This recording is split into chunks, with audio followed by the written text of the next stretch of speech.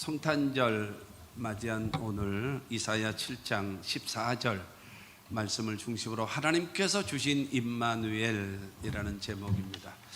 한번 따라 하시면 좋겠습니다. 하나님께서 주신 임마누엘. 기독교 신앙 가운데 정말로 이 성탄절, 그 다음에 부활절, 그 다음에 이 추수감사절, 이런 절기는 굉장히 기독교의 중대한 아주 큰 이 절기 중에 하나였습니다. 그래서 12월 초가 되어지면 이 전국에 크리스마스 트리를 많이 걸어놓고, 그러니까는 이 크리스마스 트리에 보면은 거기에 다 이 빛이 있잖아요, 등이 있잖아요.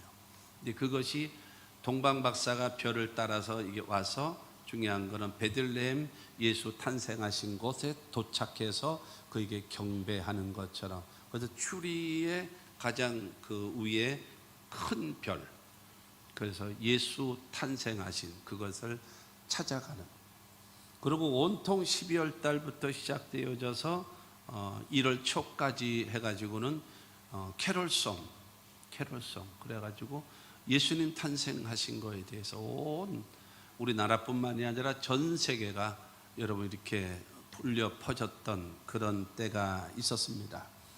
근데 이 정권이 여러 번 바뀌고 이렇게 여러 가지 바뀌면서 중요한 것은 왜 우리 대한민국이 기독교 국가가 아닌데 왜 그렇게 성탄절을 그렇게 하느냐? 그러면 우리는 불교 국가입니까? 불교 국가는 여러분 거기는 캐롤이 없어서 그러나요? 4월 초파일을 전부터 시작해서 온 대한민국 전체가 연등으로 꽉 찼잖아요. 이거는 왜 뭐라고 안 그러나요? 이거에 대해서 시비를 거는 사람은 아무도 없어요. 겁나서 아무도 못해요. 나도 겁나서 못하고 있고. 중요한 건 어쨌든 그렇습니다.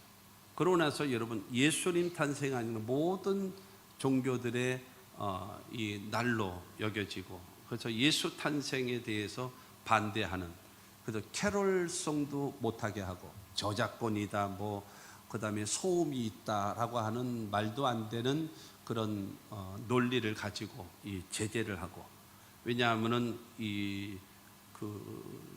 온전한 보수적인 신앙을 가진 거기에는 기독교가 있고, 기독교를 중심으로 해서 자유민주주의가 생긴 것이기 때문에요. 그렇기 때문에 거기서 예배하고 찬송하고 하나님께 영광을 돌리는 그 일을 하는데, 그렇지 않은 데는 이걸 못하게 한단 말이죠. 그렇게 되어지다 보니까는 이제 성탄절이 점점 변질되어져 가고 있어요. 캐롤송을 들을 수가 없어요. 크리스마스 추리 같은 경우도 특별한 경우 외에는 별로 하지를 못하고 있습니다. 나중에 이제 교회를 이제 재건축하게 되어지면 그때는 많은 돈을 들여야 될 것 같다 할지라도, 그래도 예수님 탄생하신 날을 기념하는, 그래서 크리스마스 추리와 그 다음에 이 찬양을 할 수 있는 그런 것을 만들어야 되겠다라는 생각을 하게 되집니다.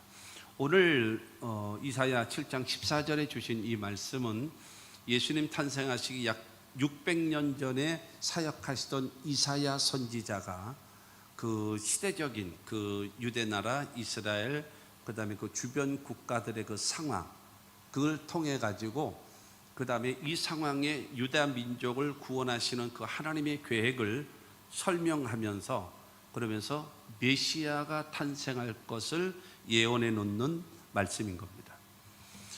인류 역사에 여러분 전쟁사를 보게 되어지면 이 전쟁을 하게 된 이유는 무엇을 목적으로 했는가 하면 약탈입니다. 약탈. 먹고 살기가 힘드니까. 근데 남이 농사를 짓다든가 아니면 짐승을 많이 키웠다든가 이렇게 되어지면 쳐들어가서 그거를 빼앗아 오는 거예요. 여러분, 그런 약탈, 말하자면 그건 뭐 전쟁이라고 할 수는 없겠지만 그래도 그게 전쟁이죠. 그렇게 되어지다가 이제 영토 전쟁입니다. 땅을 넓히고. 그리고 저 중동 지역 같은 경우는 뭘 가지고 전쟁을 하는가 하면 우물을 놓고 전쟁을 합니다. 우물은 생명의 젖줄이기 때문이죠. 그리고 전쟁을 하고 그렇게 됩니다. 그래서 이제 이 영토 전쟁을 하게 되어지다가 그 그 다음에 더 나아가서 뭔가 하면 이념과 사상적인 그런 전쟁을 하게 됩니다. 그래서 민주주의와 그 다음에 공산주의와의 대립, 이 전쟁, 이것이 이루어졌습니다. 1990년대에 들어가가지고 그 레이건 대통령에 의해서 그래서 이 소련이라고 하는 그 공산주의의 그 중심되어져 있는 그곳이 무너지고 망하게 되어지면서 이 공산주의가 점점 쇠퇴해 가고 있고, 지금 전 세계에서도 이 공산주의는 약 한 5개 나라 정도밖에 남지 않았어요. 그렇게 되어져 있는데 공산주의 사상이 다 망해가고 있고, 불과 어렵고 가난한 나라들이 공산주의를 하고 있는데, 그런데 그 사상을 좋다라고 여기는 사람이 많이 있다라고 하는 것은 좀 이해할 수 없다라고 할 수 있을 것입니다. 그러니까는 약탈을 목적으로 해서 전쟁을 하기도 했고, 그 다음에 영토를 확장하기 위해서 전쟁을 하기도 했고, 그 다음에 이념과 사상의 전쟁을 하기도 했고, 마지막 전쟁은 뭐가 있을까요? 종교적 전쟁입니다. 종교적 전쟁. 근데 이런 전쟁이, 그래서 인류 역사라고 하는 것은 끊임없이 전쟁, 이런 것이 이루어질 수밖에 없었습니다. 그 이사야 선지자가 있을 당시에 이 아수르라는 신흥 강대국이 아수르라고 하는 나라가 생겨났습니다. 그저 전 지역을 여러분 패권을 잡고 다 이어가려고 하고 있었습니다. 그래서 이 아수르 나라가 강대해지니까는 아람이라는 나라와 그 다음에 북이스라엘 나라가 아수르의 그 위협을 느끼는 거예요. 그래서 이 아수르가 점점 세력이 뻗어가고 있거든요. 이 아시아, 그 서아시아 지역을 거의 다 일대를 석권을 했거든요. 그렇게 되어지니까는 아람 나라와 그 다음에 북이스라엘이 위협을 느껴서 그래서 유대 나라 왕에게 요구를 합니다. 우리가 연합을 해서 아수르가 오는 거를 막자. 그렇게 요구를 했습니다. 그렇게 되어지니까 우리는 당신들하고 연합을 안 한다라고 하면서 아람과 북이스라엘의 연합 작전하자라고 하는 것을 거부했습니다. 그렇게 되어지니까는 이 아람 나라와 북이스라엘이 저 유대를 멸망시켜 버리자. 그래가지고 그 군사들을 함께 강제로 왕을 바꿔버리고, 그래가지고 이 강대한 나라가 돼서 아수르 나라를 막아내자라고 하는 그런 상황입니다. 그러다 보니까는 아람 나라와 이 북이스라엘이 연합을 해서 유대 나라를 치러 오게 되어지니까 유대 나라는 굉장한 위기에 처하게 될 수밖에 없었다라고 하는 겁니다. 이런 긴박한 상황 속에서 그래서 이사야 선지자는 하나님께서 이 문제를 해결해 주시고 도와주실 것이라고 하는 것을 말씀하고 있고, 그러면서 하나님께서 그 인류를 향한 유다 민족을 구원하기 위한 메시지, 그리고 인류를 구원하시기 위한 하나님의 구원의 계획에 대한 메시지를 전하는 것이 여러분 오늘의 말씀인 것입니다. 이사야 오늘 7장 14절 이 말씀을 통해서 바로 그 예수 그리스도를 믿어야 되는 이유, 그 다음에 왜 믿으면 어떤 은혜가 임하는가를 여러분 알게 되어지고 큰 은혜가 되어질 수 있게 되기를 바랍니다. 첫째로 하나님께서 징조를 주시겠다라고 말씀하셨습니다. 징조를 주시겠다. 이 아하스 왕에게 이사야 선지자를 통해서 하나님께서 징조를 주신다라는 거예요. 14절을 보면 그러므로 주께서 친히 징조를 너에게 주실 것이라 말씀하십니다. 이 징조라고 얘기하는 것은 그 하나의 표적, 그 다음에 하나의 상징, 하나의 증거, 그러니까 하나님께서 하시고자 하시는 그 말씀을 말씀하시고, 그 다음에 그 징조를 통해서 보여주시는 거예요. 그러면서 하나님이 일하시고 하나님이 역사하시는 것을 믿으라는 거예요. 그래서 하나님의 징조가 있다라는 겁니다. 하나님의 그 약속하신 그 말씀을 이루시기 위해서 너희들 믿음을 가져라 하기 위해서 주신 것이 징조라고 얘기하는 것입니다. 그래서 여러분 하나님께서 하시고자 하시는 그 일에 그 징조를 통해서 믿고 하나님 앞에 순종하는 사람을 통해서 하나님은 그 일을 이루시는 거예요. 믿지 못하는 사람, 거부하는 사람하고는 하나님은 함께하지 않습니다. 강제적으로 주님께서 오셔서 여러분 우리와 함께하고 우리를 통해서 일하시는 그런 일은 없습니다. 하나님은 인격자이시고 우리들에게도 인격자로 만들어 놓으셨기 때문에 우리가 여러분 하나님을 인정하고 그 다음에 오시기를 환영하고 우리 중심으로 모셔드리고 그분을 의지하게 되어지면 그분이 함께 하시고 도와주시지만, 여러분 인정하지도 않고 환영하지도 않고 모셔드리지도 않고 의지하지도 않으면 탁 돌았습니다. 새로운 믿음의 사람과 함께 일하시는 것입니다. 그러니까는 유다 민족을 구원하시기 위한 징조 뿐만이 아니라 인류를 구원하시기 위한 징조를 주시겠다라고 말씀하고 있는 겁니다. 징조라고 하는 것에 대해서 하나 설명을 드리면, 이스라엘 백성, 그 유다 백성의 히스기야 왕이라고 있습니다. 히스기야 왕이 있는데 이 왕이 병이 들었어요. 그때 이사야 선지자가 찾아와 가지고 당신은 죽고 살지 못합니다 라고 말해요. 그 히스기야가 아들이 없었거든요. 그렇기 때문에 다른 왕조를 세우고 그 다음에 당신은 죽을 준비를 하시오 라고 하고 이사야는 떠나갔습니다. 그러자 여러분 이 히스기야는 하나님, 내가 진실과 진심을 다해서 전심을 다해서 하나님 앞에 내가 행하지 않았습니까? 이걸 말해요. 하나님 앞에 진실과 전심으로. 그 다음에 또 하나 말하기를, 내가 주께서 보시기에 선하게 행한 것을 하나님 기억하옵소서 하면서 통곡하며 우는 거예요. 내가 진실, 두 번째는 전심을 다해서 하나님 앞에 내가 행하지 않았습니까? 하나님 앞에 하나님이 선하게 여기시고 기뻐하시는 일에 내가 최선을 다해서 살아오지 않았습니까? 라고 하면서 하나님 앞에 눈물로 기도하는 거예요. 그랬더니 하나님께서 이사야 선지자에게, 이사야야 가서 너희 왕 히스기야에게 가서 말을 해줘라. 뭐라고 얘기할까요? 첫째로 너는 치료받을 것이다.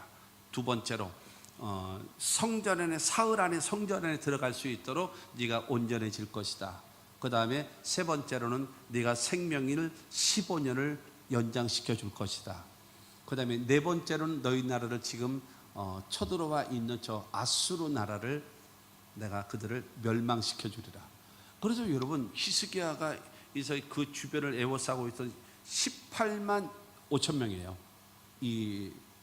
그 아수르 군대가요. 그런데 하나님 앞에 히스기야가 기도하고 그 다음에 그 다음날 됐더니 18만 5천 명이 그냥 다 송장이 돼버렸어요.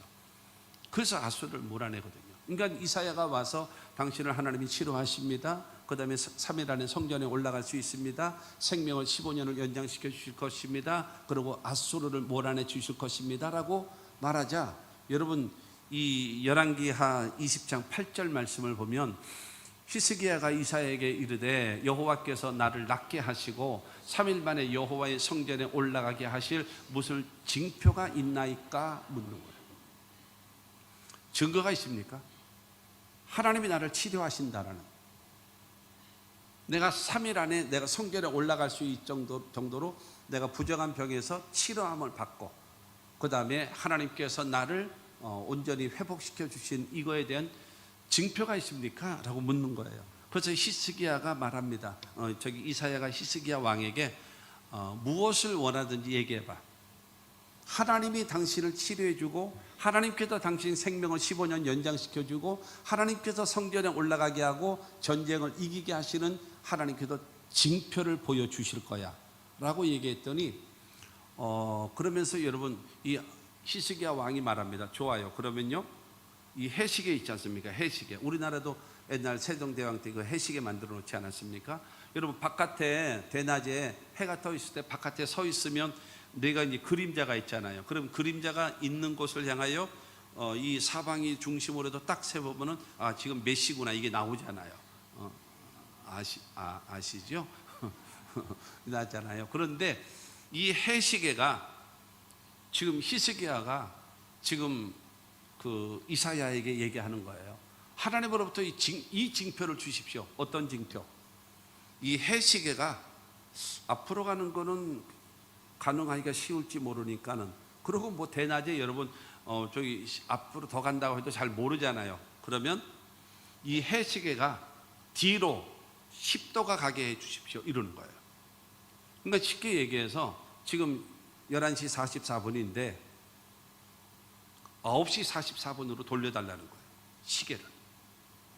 지구가 지금 돌고 있는데 어마어마한 속도로 돌아가고 있거든요. 이 4만 킬로 되어지는 지구가 여러분 하루에 한 바퀴씩 돌잖아요. 그러면 이게 시속 몇 킬로로 달릴까요? 돌아갈까요?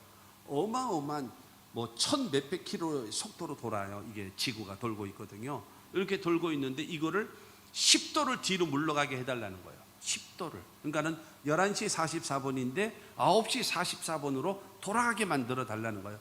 아침이라고 하게 되어지면 새벽 어두컴컴할 때로 돌아가게 만들어 달라고 지금 그 얘기를 하는 겁니다. 그래서 열왕기하 20장 11절 말씀을 보면 선지자 이사야가 여호와께 간구하며 아하스의 해시계 위에 나아갔던 해 그림자를 10도 뒤로 물러가게 하셨더라. 아멘 하십시오. 하나님은요, 능치 못함이 없으신 하나님이심을 나타내 보여주시는 거예요. 누구에게요? 히스기야에게. 이게 징표라는 거예요. 아, 나를 치료하시는 분이 하나님이시구나. 이분은 나를 생명을 15년을 연장시켜 주실 것이구나. 내가 3일 안에 성전에 올라갈 수 있게끔 하시는 분이 하나님이시구나. 우리나라에 쳐들어왔던 저 어마어마한 아수르 나라 군대를 몰아내 주시는 분이 하나님이시구나. 그거에 대한 뭐를 갖게 되어졌어요? 확신. 뭐 때문에요? 시계가 해 그림자가 여러분 10도 이상 뒤로 물러가 버렸잖아요. 2시간 이상을 뒤로 거꾸로 내려갔단 말이에요. 여러분 이게 있을 수 있는 일이겠습니까? 불가능한 일이에요. 근데 하나님은 하신다라는 거예요. 할렐루야. 이것을 통해서 바로 무엇인가 하면 내가 하나님인 걸 믿으라는 거예요. 그게 징조입니다. 그게 증표라는 거예요. 하나 더 말씀드리면 신약 성경에 예수님 탄생, 그러니까 마리아가 예수님을 임신하기 바로 전에 마리아의 의견 좀 있다 하고, 그 다음에 그 예수님보다도 먼저 그 태어난 사람이 요한이잖아요. 요한의 아버지가 사가랴예요. 제사장이거든요. 근데 아주 경건한 사람이에요. 그냥 나이가 많았습니다. 그리고 그의 부인 엘리사벳도 나이가 굉장히 많았습니다. 근데 자식이 없는 거예요. 그야말로 평생 한 번 있을까 말까 한 제비뽑기를 통해 가지고 성소 안에서 하나님께 분향을 하며 하나님을 섬기는 그 기회를 얻은 거예요. 또 그 기회를 얻어서 사가랴가 하나님의 성소에서 하나님께 분향을 하고 있는데 거기서 가브리엘 천사를 나타난 거예요. 가브리엘 천사가 나타나면서 내 아내가 내게 아들을 낳아 주리니 그 이름은 요한이라고 하라 말하는 거예요. 천사가 나타나. 얼마나 놀래요. 얼마나 놀래요. 여러분 대주교의 여러분 죽음이라고 하는 아주 얇은 책자가 있어요. 대주교의 죽음이라는. 이 사람이 정말로 기도를 멋있게 하는 거예요. 목소리도 좋고 내용도 좋고 그러면서 시간을 정해놓고 언제나 기도를 하는 거예요. 시간을 정해놓고 늘 기도. 심지어는 여러분 관광객들이 와서 그 대주교가 기도하는 모습을 여러분 보기 위해서 관광객이 모일 정도로 그 정도로 대주교가 기도를 하더랍니다. 근데 어느 날 갑자기 대주교가 죽었어요. 갑자기 기도하러 들어갔다가 갑자기 죽었어요. 왜 죽었는가? 하나님께 기도를 하는 거예요. 전능하신 하나님. 그러면서 기도를 딱 시작하는데 하나님께서 음성으로 말씀하시기를 내가 내 기도를 듣겠노라 말하라. 심장마비로 죽었대요. 놀래서 죽은 거예요. 놀래서. 여러분 하나님의 이 성소에서 분향을 하는데 하나님의 천사가 나타나 버리면요 심장 멎을 뻔한 여러분 뭐가 놀람이 있지 않겠습니까? 심지어는 그래서 놀라고 두 번째는 두려워했다라고 말하고 있어요. 그런데 이 가브리엘 천사가 말하는 것입니다. 내 아내 아내가 엘리사벳이 너를 위하여 아들을 낳아줄 것이다. 그 다음에 그 아들이 이름은 요한이다. 그러면서 말하기를 그가 하나님 앞에 큰 자가 되리라. 그는 포도주나 독주를 먹지 않을 것이다. 그 다음에 그는 모태로부터 성령으로 충만한 사람이다. 그리고 네 번째로 말하기를 그 요한이 많은 사람을 하나님께로 돌아오게 할 자다라고 말을 하고 있습니다. 그러니까는 여러분 이 사가랴가 느닷없이 말해서 내 나이가 몇 살인데 자식을 낳냐? 그리고 뭐 이 요한 그래서 뭐 하나님 앞에 뭐 쓰임 받고 많은 사람을 돌아오게 만들고, 내가 그걸 어떻게 믿어요? 여러분 믿겠습니까? 이게 믿어져요? 잘 안 믿어요. 그러니까 내가 이것을 어떻게 알리요? 어떻게 믿을 수 있겠냐라는 거예요. 내가 늙고 안 해도 늙었어요. 이게 불가능합니다 라고 하는 거예요. 그러자 누가복음 1장 20절을 통해서 말합니다. 보라, 이 일이 되는 날까지 내가 말 못하는 자가 되어 능히 말을 못하리니 이는 내가 내 말을 믿지 아니함이거니와 때가 이르면 내 말이 이루어지리라 하더라. 여러분, 네가 내 말을 믿지 않았기 때문에 너는 지금부터 벙어리가 되리라. 그러고 네가 아들을 낳은 다음에 그 다음에 네 입이 열리게 될 것이다 라는 거예요. 지금 제사장으로서 성소에 들어가서 하나님께 분향하고 있는 상황에서 벌어진 일이에요. 그래서 바깥에서는 이게 무슨 일이 있는가 보다, 이게 무슨 일이 있는가 보다 그렇게 되어져요. 감히 들어갈 수가 없어요. 들어갔다면 큰일 나니까요. 그래서 바깥에도 있는데 사가랴가 나와가지고 이 말을 못하는 거예요. 그렇게 되어져서 자기의 일을 다 하고 그 다음에 집으로 돌아가게 됐어요. 그러다가 이제 사랑을 하게 되고 이렇게 돼서 그 다음에 10달이 지난 다음에 아들을 낳았어요. 아들. 그래서 이스라엘 사람들은 8일째 되어지면 할례를 행합니다. 할례를 행하고 그 다음에 그때에 이름을 지어주거든요. 그래서 친척들이 다 모였습니다. 야, 축하한다, 축하한다. 이 나이에 이렇게 늙어가지고 애를 낳다니 참 기가 막힌 일이다. 그러면서 막 축하해 줬어요. 그래서 할례를 했어요. 그 다음에 이름은 뭐라고 할 거냐 그랬어요. 그랬더니 그 엘리사벳 엄마가 요한의 엄마죠. 요한이라고 할 겁니다 그랬어요. 그때 여러분, 우리나라는 김씨, 입씨, 박씨, 최씨 뭐 이런 성이 있잖아요. 그러나 이스라엘은 성이 없고 이름이 있어요. 그렇기 때문에 누구의 아들, 아브라함의 아들 이삭, 이삭의 아들 야곱, 야곱의 아들 유다 이렇게 부르거든요. 요한의 아들 시몬아, 예수님 부르시는 것은 그러니까 그게 아버지 이름과 함께 아들의 이름을 같이 부르는 거예요. 그래서 누구네 집, 누구네 가문 이렇게 다 알 수 있게끔 하는 거거든요. 그래서 요한이라고 그 말을 하니까는 우리 친척에는 요한이 없어. 요한이 없는데 무슨 저기 요한이라고 짓냐 그러는 거예요. 그때에 친척들이 사가랴 제사장 보고 어떻게 이름을 줬으면 좋겠냐, 몸짓으로 손짓으로 하면서 이름을 지어주라 라고 얘기하는 거예요. 그러자 이 사가랴가 서판을 가지고 와라. 그래서 서판을 가지고 오게 한 다음에 거기다가 글을 쓰는데 요한이라고 글을 쓰는 거예요. 요한이라고 글을 쓰는데 사람들이 다 놀래죠. 누가복음 1장 63절과 64절에 보면 그가 서판을 달라 하여 그 이름을 요한이라 쓰매 다 놀랍게 여기더라. 이에 그 입이 곧 열리고 혀가 풀리며 말을 하여 하나님을 찬송하니. 하나님의 말씀을 믿지 못함으로 인하여 벙어리가 되고 그 다음에 10달이 지난 다음에 아들을 낳게 되어지고 그 다음에 천사가 말해줬던 그 말대로 이름을 요한이라고 이름을 딱 불러내자 하나님의 뜻이 딱 이루어졌잖아요. 그때에 여러분 이 사가랴의 입이 열려지고 하나님께 찬양. 그러니까 여러분 히스기야 같은 경우도 마찬가지고 이 사가랴 같은 경우도 마찬가지고 어떻게 했습니까? 하나님이 살아계시구나, 하나님은 우리를 통해서 일하시는구나, 할렐루야, 이것을 알게 되잖아요. 그렇기 때문에 하나님께도 너희들에게 징조를 보여주시겠다라는 거예요. 징조, 너희를 살리는, 너희를 구원하는, 너희들에게 생명을 주는 하나님의 징조를 보여주시겠다라고 말씀하고 있는 것입니다. 하나님께서 우리에게 성경을 주신 목적이 있습니다. 우리에게 성경을 주신 목적이 뭐냐면은 요한복음 20장 31절 말씀을 보면 요한복음 20장 31절에 오직 이것을 기록하면 너희로 예수께서 하나님의 아들 그리스도이심을 믿게 하려 하며 또 너희로 믿고 그 이름을 힘입어 생명을 얻게 하려 함이니라. 할렐루야. 여러분 성경이 기록되어진 목적을 말하고 있습니다. 어느 분들은 말해요. 저것은 요한복음을 기록한 거에 대한 목적이다라고 말을 하는 사람이 있어요. 그렇지 않아요. 성경에 보면 요한복음 3장 16절에 하나님이 세상을 이처럼 사랑하사 독생자를 주셨으니 이는 그를 믿는 자마다 멸망하지 않고 영생을 얻게 하려 하심이라. 이 말씀이 성경 중심의 가장 핵심 중의 핵심이거든요. 아멘. 근데 이 말씀을 설명하기 위하여 창세기서부터 계시록까지 쭉 설명을 내준 것이 성경입니다. 요한복음 3장 16절에 하나님의 사랑에 대해서 설명하기 위해서 창세기서부터 요한계시록까지의 말씀으로 쭉 기록하면서 설명을 해 주셔서 믿으면 구원받는구나, 이거를 깨닫게 하시는 겁니다. 여러분, 깨달음이 있게 되기를 바랍니다.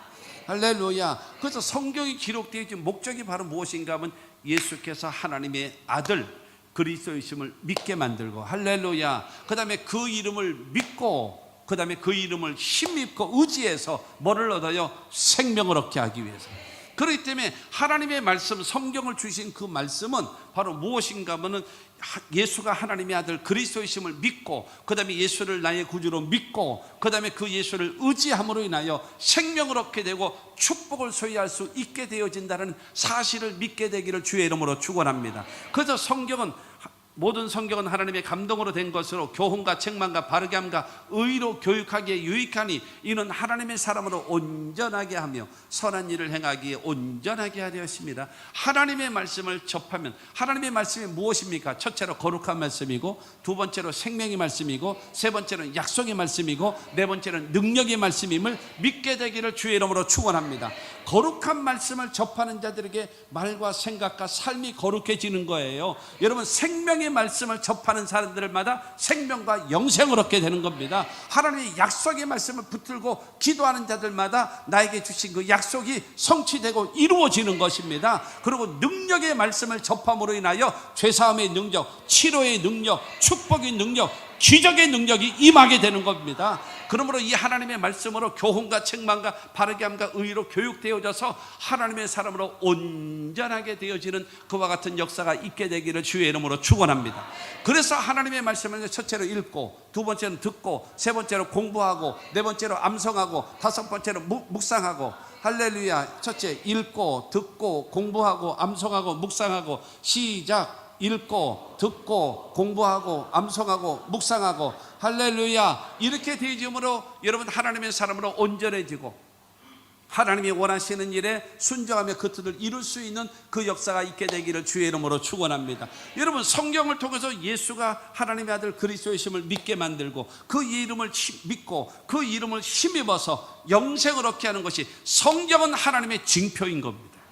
그렇기 때문에 하나님의 말씀을 사랑하시고 그 하나님의 말씀을 귀하게 여기고 읽고 듣고 공부하고 암송하고 묵상함으로 인하여 여러분의 삶에 하나님의 놀라운 축복이 있게 되기를 주 예수의 이름으로 축원합니다. 여러분, 말씀을 통해서, 하나님의 말씀이 통해서 여러분, 내가 하나님의 징조, 하나님이 하시고자 하시는 일, 하나님이 이루시기를 원하시는 그 뜻을 알게 되어진다면 뭐를 하겠어요? 어려워도 참을 수 있고 기다릴 수 있고 순종할 수 있지 않겠습니까? 하나님께서 친히 주시는 징조, 여러분 깨달음이 있고 믿음이 있게 되기를 주의 이름으로 축원합니다. 여러분, 이래야 신앙생활이요 할 맛 나는 거예요. 그냥 무덤덤하고, 그러니까 졸리기만 하고 앉았고 관심도 없고 생각도 없고. 나는 여러분들에게 수없이 말씀드립니다마는 여러분, 교회 다니는 사람 되지 말고 예수 믿는 사람 되십시오. 여러분, 교회 다니는 사람은 영생 못 얻습니다. 교회 다니는 사람은 구원받지 못합니다. 예수가 나의 구주로, 하나님이 나의 아버지로 믿고 고백하고 섬기는 자에게 하나님께서 구원의 역사를 베풀어 주시는 겁니다. 우리 모든 성도들은 여러분 한 사람도 남김없이 여러분 종교인 되지 말고 살아계신 예수를 믿고 섬기는 여러분 모두가 되기를 주의 이름으로 축원합니다. 두 번째로, 하나님께서 처녀를 통하여 아들을 주시겠다라고 하셨어요. 처녀를 통해서 아들을 주시겠대요. 이게 말이 되는 이야기입니까? 이게 7장 14절 중반의 말씀입니다. 보라, 처녀가 잉태하여 아들을 낳을 것이요. 하나님께서 징조를 주시겠대요. 주세요. 그러면 징조를 줘보세요. 우리가 믿을게요.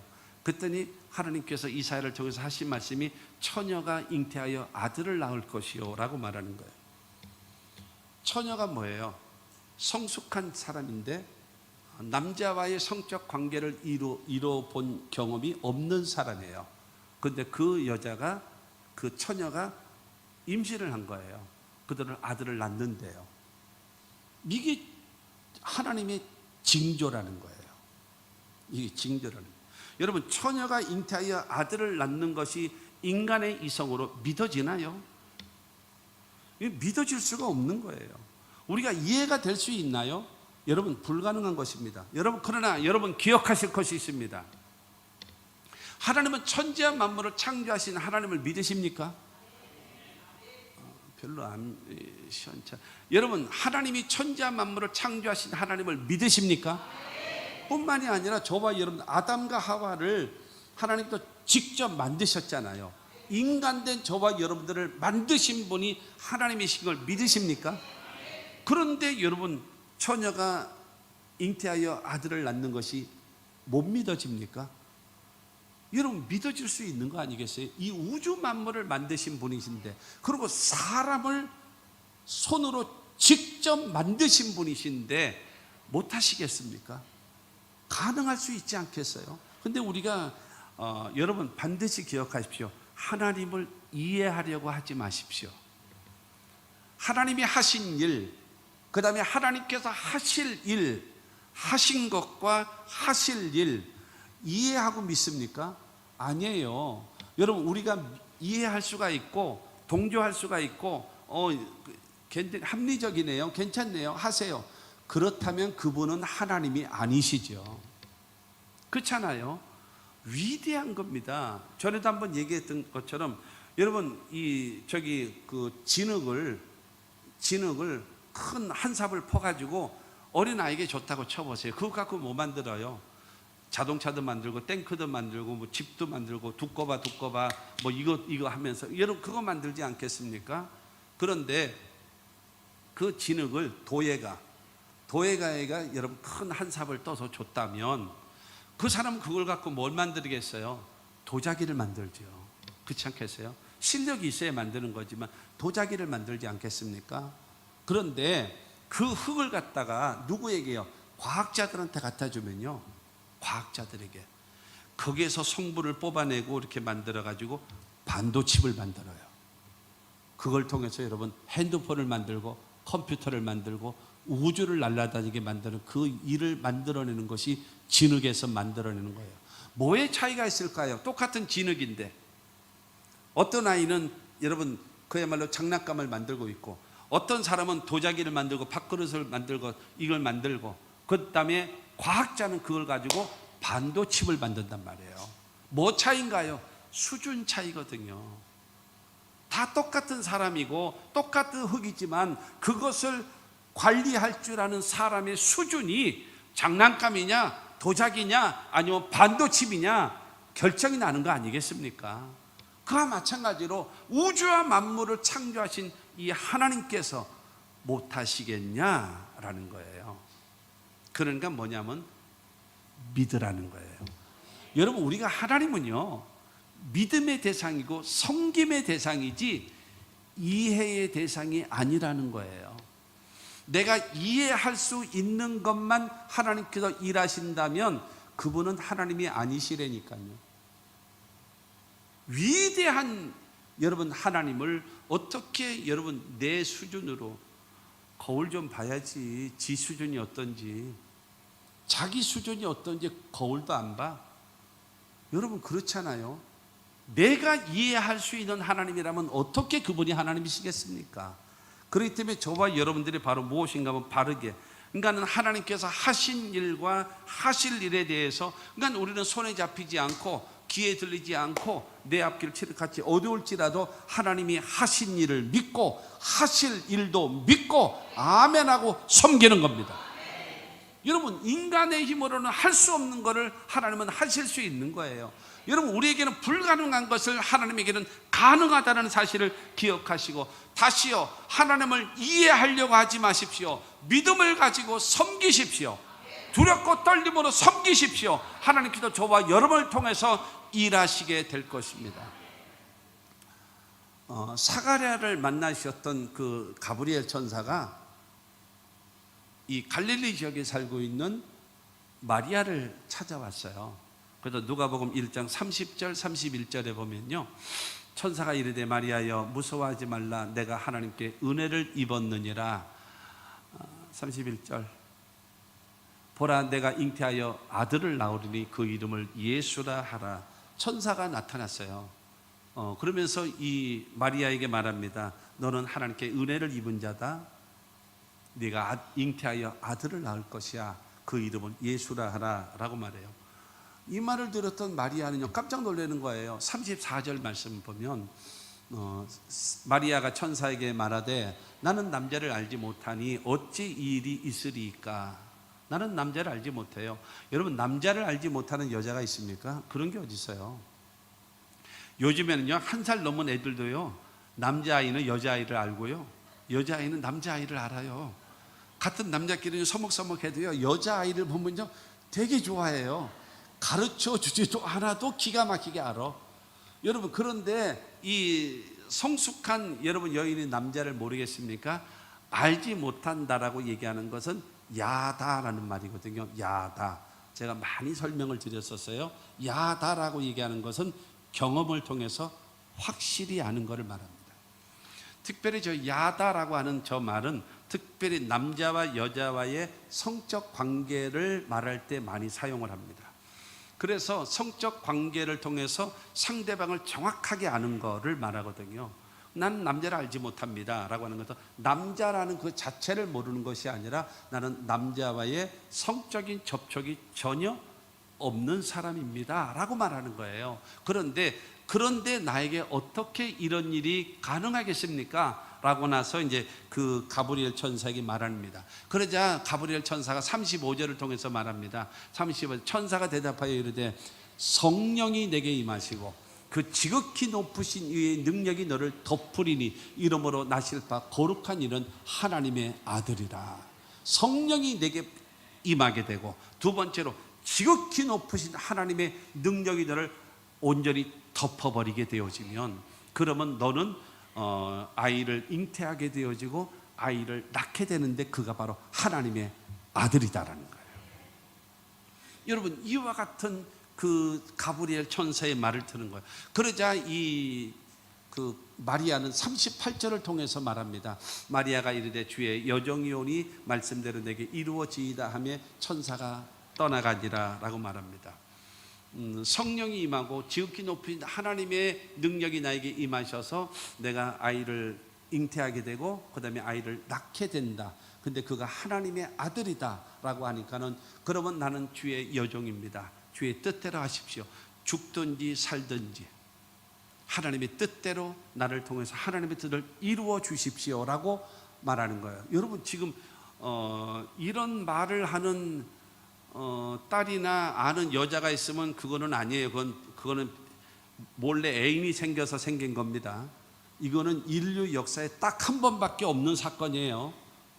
갑자기 성령으로 잉태돼서 엄마 여러분, 이거 말이 안 되는 거예요. 이거는 네가 성경을 많이 읽더니 드디어 이런 일이 생기는구나.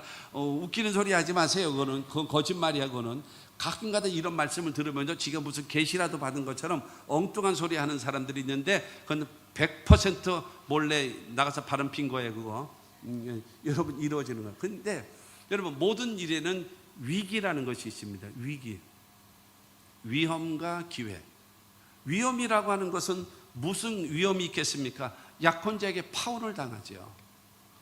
이 요셉은 마리아를 손도 못 만져봤는데 임신을 했다 그러니 이게 말이 되겠습니까? 그리고 그 당시의 상황으로는 어떻게 해요?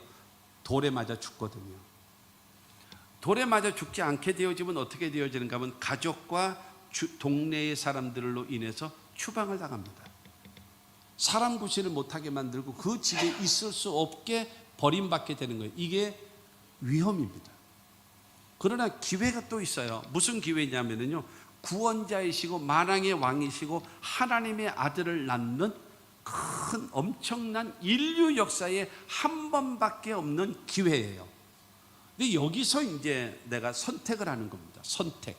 어떻게 선택을 하느냐에 따라서 위험적 요소를 생각한다면 못하는 거죠. 말 같은 소리 하지 마세요. 나하고는 아닙니다. 할 수 있을 거고요. 그러나 나에게 이 엄청난 축복의 기회다라고 얘기하면 좋습니다. 죽으면 죽으리다라는 마음으로 받아들이지 않겠습니까? 사랑하는 성도 여러분, 하나님께서는 우리들을 통해서요 어떤 사람이냐, 아까 히스기야 같은 경우도 그 이 해 그림자가 10도를 뒤로 물러가는 것을 통해서 확실하게 알게 되어졌던 것처럼 이 마리아 같은 경우는 그 가브리엘 천사의 말을 듣고 나서 내가 믿겠습니다. 나는 주의 여정이 오니 나를 통해서 하나님의 뜻을 이루어 주십시오 라고 말하는 겁니다. 그래서 그 마리아가 예수를 탄생시킨, 우리 구주 예수 그리스도를 탄생시켰다는 사실을 믿으시기를 주님의 이름으로 축원합니다. 요한복음 3장 17절은 우리에게 말하고 있습니다. 하나님이 그 아들을 세상에 보내신 것은 세상을 심판하려 하심이 아니요 그로 말미암아 세상이 구원을 받게 하려 하심이라. 할렐루야. 그렇기 때문에 여러분, 예수 그리스도를 믿음으로 말미암아서 예수를 보내주심으로, 그 보내주신 예수를 믿음으로 말미암아서 우리가 구원받고 영생을 얻고 하나님의 자녀가 되어질 수 있는 기회를 주기 위해서 여러분, 하나님께서 징조를 보여주셨는데 처녀가 잉태하여 아들을 낳게 한다. 그 예수를 믿어라. 이것이 하나님의 말씀입니다. 그렇다면 세 번째로입니다. 세 번째로 하나님께서 임마누엘이 되시겠다라고 하셨습니다. 임마누엘. 징조를 보여주마. 그 다음에 처녀가 잉태하여 아들을 낳을 것이다. 이게 징조다 라고 말씀하시면서 그 다음에 임마누엘이래요. 14절 후반에 보면 그의 이름을 임마누엘이라 하리라. 하나님께서 징조를 주신다라고 하시고, 그 징조가 뭐냐? 처녀가 잉태하여 아들을 낳을 것인데, 그 다음에 그것은 그 예수를 믿는 사람마다, 처녀가 잉태하여 낳은 아들을 믿는 사람에게 임마누엘 하리라. 여러분, 임마누엘은 무엇인가 하면 하나님이 함께 하신다는 거거든요. 아담과 하와가 범죄한 이후에 하나님의 신이 떠나가 버렸어요. 하나님과 분리되어졌어요. 그리고 하나님의 축복의 땅 에덴 동산에서 쫓겨나 버리고 말았어요. 죄를 범한 인간은 버림받은 거예요. 하나님과의 관계가 멀어져 버린 거예요. 그런데 중요한 것은 하나님께서 징조를 보여주셨는데, 그 징조의 내용이 처녀가 잉태하여 아들을 낳게 만들 것인데, 그 아들을 믿는 사람에게는 그 이름을 임마누엘이라 하리라. 임마누엘이 뭐라고요? 하나님이 너와 함께 하신다는 거거든요. 그 예수를 믿는 자들에게 하나님이 말씀하십니다. 내가 너와 함께 하겠다라는 거예요. 할렐루야. 그분이 바로 예수 그리스도입니다. 이게 바로 하나님의 징조라는 겁니다. 할렐루야. 여러분, 올바로 깨달으셔야 돼요. 올바로 알아야 돼요. 올바로 믿게 되어져야 돼요. 그래야지만 정말로 저 예수를 믿음으로 내가 구원함의 역사가 나타난다라고 확신하게 되어지는 겁니다. 마태복음 1장 23절은 우리에게 말합니다. 보라, 처녀가 잉태하여 아들을 낳을 것이요 그의 이름은 임마누엘이라 하리라 하셨으니, 이를 번역한즉 하나님이 우리와 함께 계시다 함이니라. 임마라고 하는 것은 함께, 그냥 누라고 얘기하는 것은 우리, 그 다음에 엘이라고 하는 것은 하나님입니다. 그러니까는 임마누엘이라고 하는 것은 바로 함께 우리와 하나님입니다. 그렇기 때문에 바로 예수 그리스도를 나의 구주로 믿는 자들에게 여러분, 하나님께서 나와 함께 하심을 믿게 되기를 주의 이름으로 축원합니다. 구약 시대에는요, 하나님이 이스라엘과 함께 하셨고요, 예수님 당시에는 33년 동안 예수님과 함께 주변 이스라엘 사람들을 중심으로 해서 함께 하셨고요, 지금은요, 교회 시대고 은혜 시대인 지금은 여러분, 예수를 구주로 영접하고 하나님의 자녀된 하나님의 백성들에게 성령으로 우리와 함께 하심을 믿게 되기를 주님의 이름으로 축원합니다. 여러분, 하나님의 사람들, 성경적으로 우리들이 가장 큰 복이 바로 무엇일까요? 큰 빌딩을 가지고 있으면 복일까요? 건강한 것이 복일까요? 여러분, 행복하게 살아가는 것이 복일까요? 다 좋지요. 그러나 가장 중요한 것은 무엇인가 하면 하나님이 나와 함께 하시면 되는 겁니다. 그것이 가장 큰 복 중의 복임을 믿게 되기를 주의 이름으로 축원합니다. 우리가 잘 표현하고 있는 것 중에 하나님은 에베네셀이십니다. 여기까지 도와주셨던 과거의 하나님이죠. 여기까지 도와주신 하나님. 그리고 두 번째가 오늘 지금 말씀하고 있는 임마누엘이 뭐라고요? 하나님은 우리와 함께 하신다. 우리와 함께 하신다라는 말은 무슨 말이겠어요? 지금 현재성입니다. 그리고 또 하나님은 또 뭐예요? 엘리에셀. 우리 교회에 있는 엘리에셀 선교단, 그 엘리에셀은 뭐라고요? 하나님은 나의 도움이시라. 하나님은 나의 도움이시라는 소리는 무슨 말이겠습니까? 미래지요. 과거에 도와주셨던 에베네셀의 하나님, 현재의 임마누엘의 하나님, 나의 미래는 엘리에셀의 하나님. 할렐루야. 이 하나님을 믿게 되기를 주님의 이름으로 축원합니다. 그렇기 때문에 하나님께서 보내주신 예수를 믿는 사람에게 하나님이 그 사람과 함께 하겠다라는 거예요. 예수를 구주로 영접하신 분 아멘 하시기 바랍니다. 나를 위하여 죽으시고 나를 위하여 부활하신 그 예수 그리스도를 나의 여러분 구원자로 믿고 섬기게 되어지면 하나님께서 여러분과 함께 하시는 겁니다. 예수님께서 승천하시면서 마지막으로 주신 명령이 뭐냐면 마태복음 28장 19절과 20절 중반의 말씀을 보면, 그러므로 너희는 가서 모든 민족을 제자로 삼아 아버지와 아들과 성령의 이름으로 침례를 베풀고 내가 너희에게 분부한 모든 것을 가르쳐 지키게 하라. 너희는 두 번째로 가서, 세 번째로 모든 민족을 제자로 삼아, 그 다음에 아버지와 아들과 성령의 이름으로 침례를 베풀고 내게 분부한 모든 것을 가르쳐 지키게 하라. 내 말에 순종하라. 그러면서 20절 후반절에 보게 되어지면 볼지어다 내가 세상 끝날까지 너희와 항상 함께 있으리라 하시니라. 할렐루야. 그렇기 때문에 예수님의 마지막 명령도 바로 무엇인가 하면 내 말에 순종하며 살아가게 되어지면 세상 끝날까지 내가 너희와 늘, 예수님 계실 때는 육신을 입고 오셨지만 예수님이 여러분 승천하신 다음에는 영이신 성령으로 우리 모든 사람에게, 육신으로 오신 분은요 평택에 계시면 서울에 안 계시고, 서울에 안 계시면 수원에 안 계시고, 수원에 안 계시면 미국에 안 계시고, 미국에 안 계시면 영국에도 안 계시고, 이스라엘도 안, 그렇잖아요. 육신은 하나밖에 없기 때문에 왜 조금만 평택에 있습니까? 서울에 안 오시고. 그러면 서울은 하나님이 계시면, 예수님이 계시면 여러분 부산은 가만히 있겠습니까? 그러면 부산이 아니 조금밖에 안 되는 거기는 왜 있습니까? 미국에서 난리 나지 않겠습니까?